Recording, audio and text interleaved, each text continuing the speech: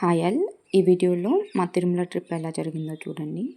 First మేము తిరుమలకి reach అయినాక వరాహస్వామి టెంపుల్కి వెళ్ళి ఆ తర్వాత శ్రీవారి దర్శనానికి వెళ్ళాలనుకున్నాం.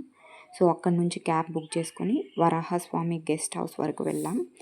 ఆ తర్వాత నడిచి మ్యూజియం రోడ్ వైపు వెళ్తే మనకి వరాహస్వామి టెంపుల్కి ఎలా వెళ్ళాలో డైరెక్షన్స్ ఉంటాయి. ఈ డైరెక్షన్స్ చూసుకుంటే టెంపుల్కి అయితే వచ్చేసినాం. ఈ టెంపుల్ ఎగ్జాక్ట్గా మెయిన్ టెంపుల్ పక్కనే ఉన్న కోనేరుకి ఆపోజిట్లో ఉంటుంది. సో ఈ గుడి చాలా ప్రశాంతంగా ఉంది. నేను చాలాసార్లు తిరుమలకి వచ్చినాను కానీ ఈ టెంపుల్కి రావడం ఇదే ఫస్ట్ టైం.